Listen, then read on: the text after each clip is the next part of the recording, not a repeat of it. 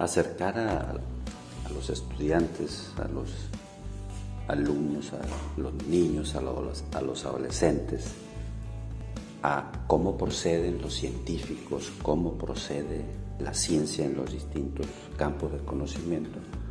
No es tarea fácil y es algo en lo que los estados, las sociedades invierten esfuerzos para lograr tal acercamiento.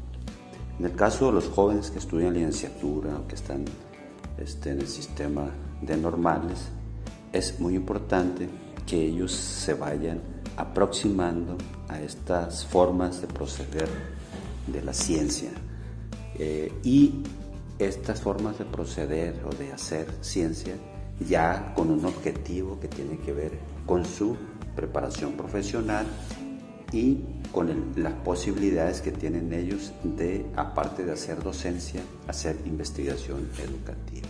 Entonces la mediación de un maestro es clave porque el maestro en términos didácticos puede poner ejemplos, puede colocar modelos, puede colocar alternativas de cómo se hace algo en este proceder de la investigación. Por ejemplo, la construcción de las hipótesis, cómo partir de los contextos donde está el profesional para plantear una problemática, alguna temática o alguna pregunta de investigación. Entonces, parte de la mediación del maestro que trabaja estos temas de metodología de la investigación consiste en ir aproximando esos ejemplos para que el estudiante haga sus conclusiones, haga sus inferencias y posteriormente pueda usar este tipo de herramientas en la investigación educativa.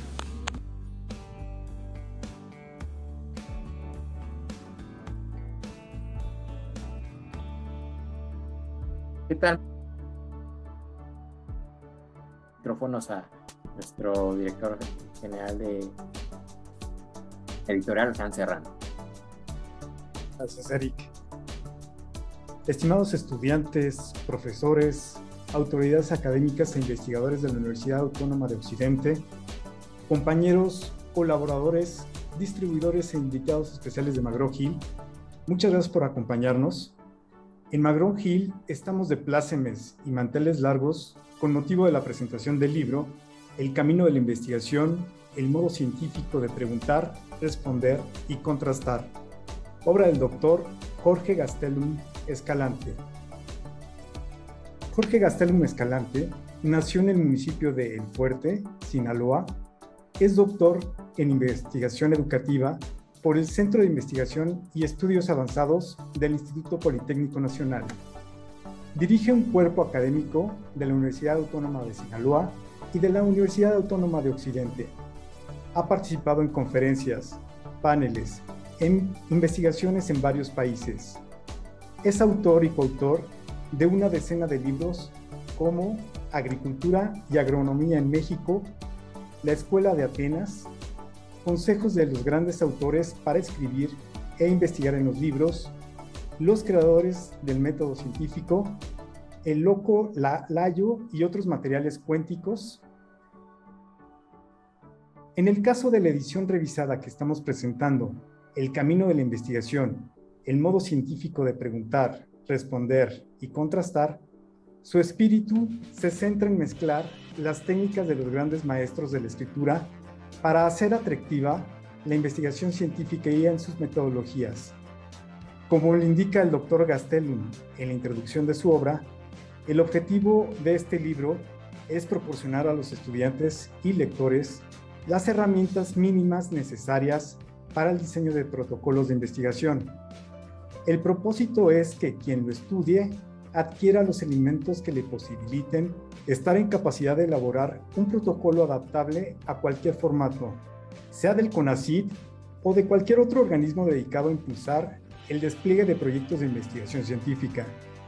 La obra El camino de la investigación, el modo científico de preguntar, responder y contrastar, se divide en 7 capítulos que siguen la lógica de un proceso de investigación científica. El capítulo primero está dedicado a conceptuar el conocimiento científico. ¿Qué es conocer y cómo es científico? ¿Quién conoce? ¿Qué conoce? ¿Cómo conoce? Las respuestas se especifican ante los conocimientos vulgar y pseudocientífico. El capítulo segundo se refiere a las diferencias entre método, metodología y epistemología, contra la divulgada confusión entre método y metodología, y entre esta y la epistemología. Aquí el propósito es esclarecer la disimilitud. La metodología, desde su origen etimológico, estudia el método, es decir, la metodología siempre será en razón del método, y este no existe en abstracto o como una receta secreta. El método es un camino, y esto es precisamente lo que vigila la epistemología, el modo como, mediante el ejercicio de las operaciones del método, es posible examinar la validez del conocimiento que está siendo construido y su posible estatus científico. El capítulo tercero trata del método científico, sus principios y reglas, lo que es investigar, la ciencia misma y su método, la investigación científica y todo su sentido histórico, es decir, como obra humana con devenir, a través de corrientes de pensamientos y enfoques, incluidos sus alcances. En el cuarto capítulo se explica la operación del método, desde el planteamiento que delimita el objeto en lo conceptual y espacio-temporal, hasta el marco teórico, atravesando por los enunciados de propósito y su desenlace en objetivos. El capítulo quinto, formulando la hipótesis, consiste, cuyo nombre aparece en gerundio, con el propósito de denotar la acción de enunciarlas desde los respectivos conceptos.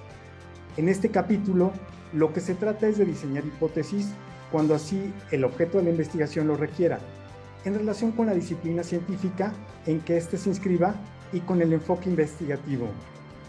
¿Cuál es la importancia de la hipótesis? ¿Qué tipos de hipótesis son posibles? ¿Qué requisitos deben reunir? ¿Cuáles las definen? ¿Qué dificultades se enfrentan al diseñarlas y operarlas? ¿Qué estándares son necesarios para su diseño? ¿Cuáles son sus tipos y grados? Son las preguntas que este capítulo trata de responder, ilustrado con ejemplos. El capítulo 6, contrastando la hipótesis, cuenta con los siguientes tópicos. ¿Cuál es la finalidad de la contrastación? ¿Mediante qué método se contrasta? ¿Cómo se derivan las conclusiones y resultados?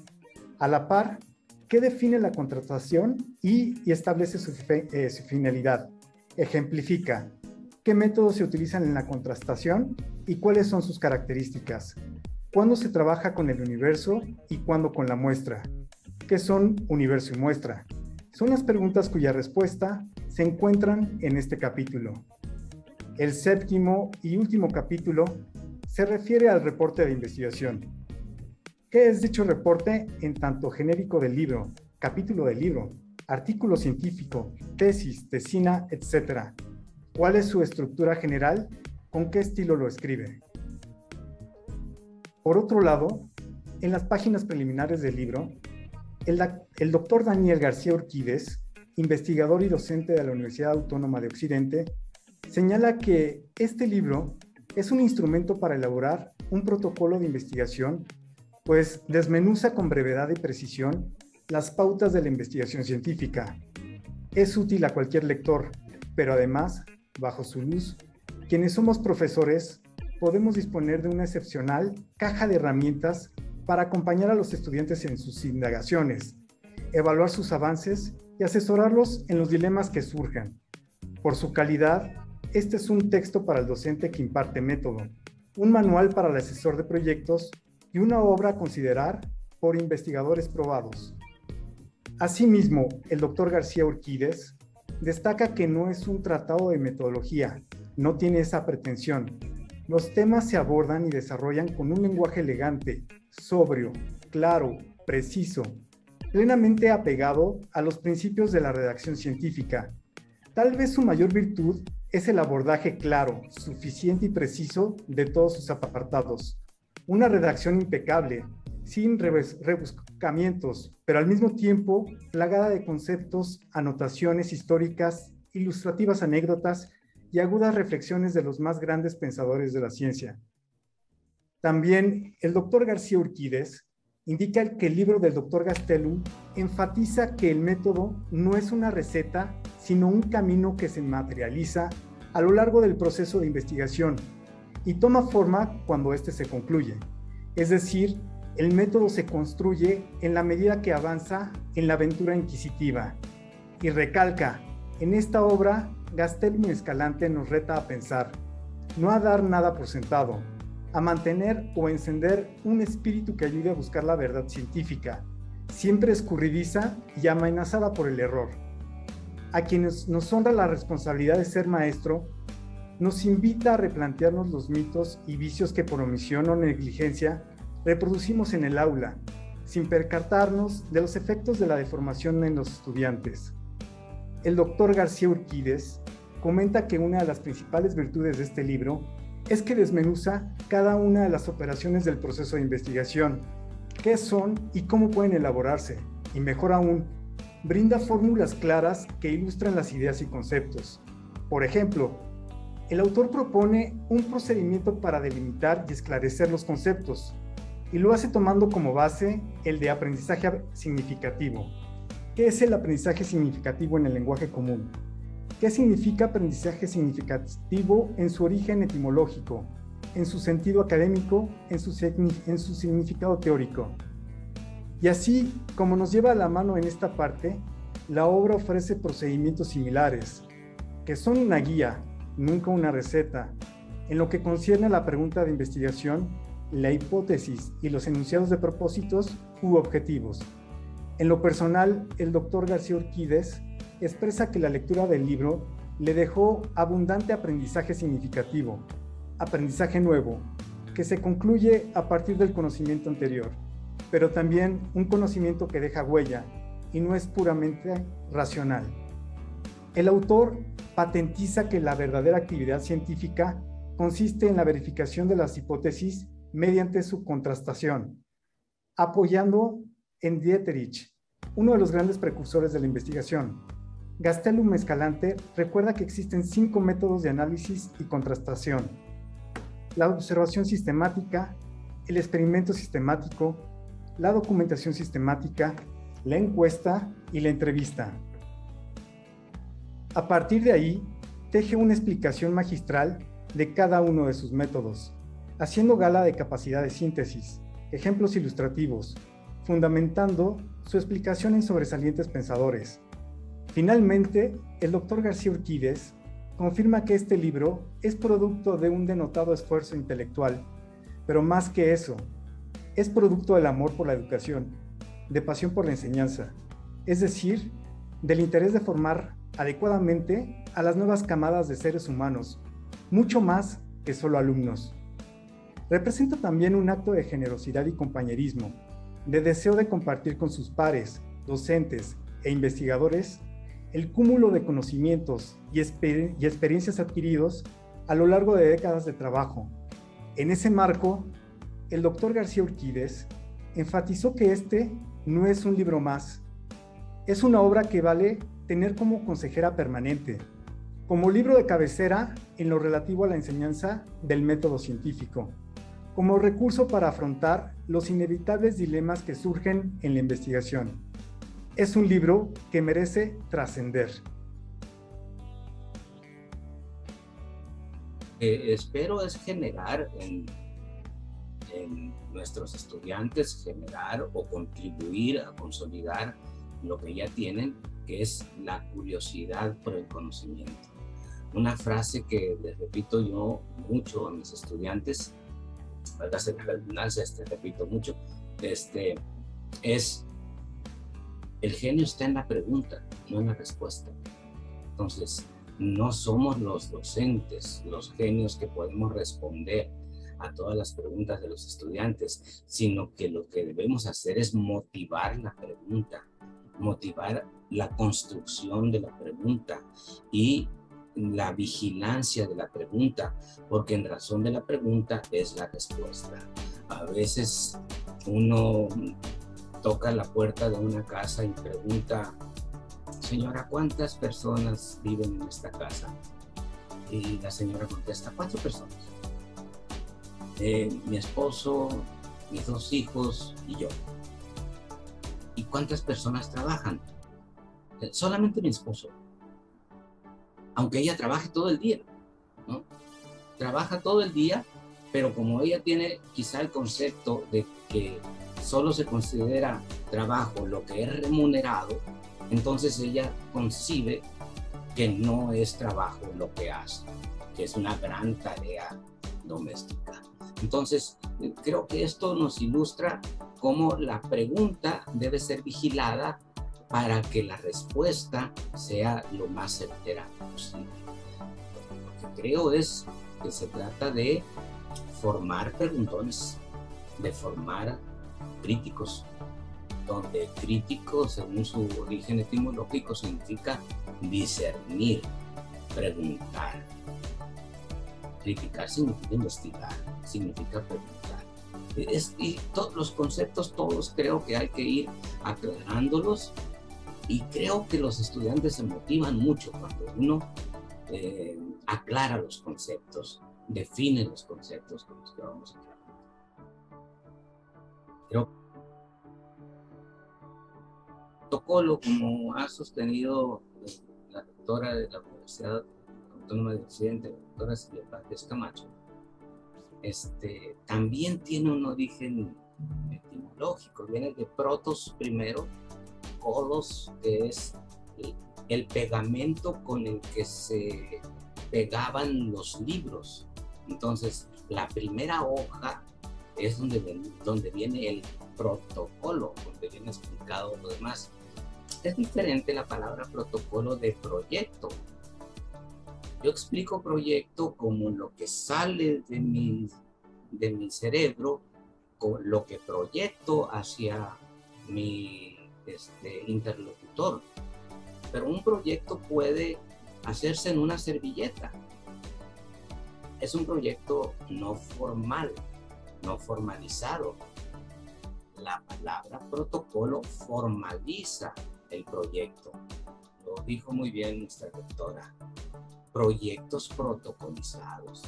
No se trata de cualquier acción de proyectar una idea, sino de formalizarla en un formato como el del Consejo Nacional de Ciencia y Tecnología, o un formato como el de cada institución. Cada institución tiene su propio formato con los matices que pertenecen a cada institución. Pero lo interesante es que puede caber cualquier proyecto de investigación en ellos. Entonces creo que las operaciones fundamentales para eso son la observación, que también es un método particular, el más antiguo de la historia de la humanidad, la documentación, que también es otro método de cierta historia, el experimento, cuya paternidad se atribuye a Galileo Galilei, y la encuesta y la entrevista. Encuesta y entrevista que han tomado mucha fuerza a partir de tratar el estudio de las ciencias humanas, no solamente las ciencias naturales y exactas, en las que funciona muy bien el experimento sistemático. Aparte de la observación, pues viene la delimitación del objeto, que consta de 3 elementos, que son el tema, el espacio y el tiempo. El ejemplo que yo utilizo en el libro es el del aprendizaje significativo de los estudiantes de la Universidad del País en el ciclo escolar 2020-2021.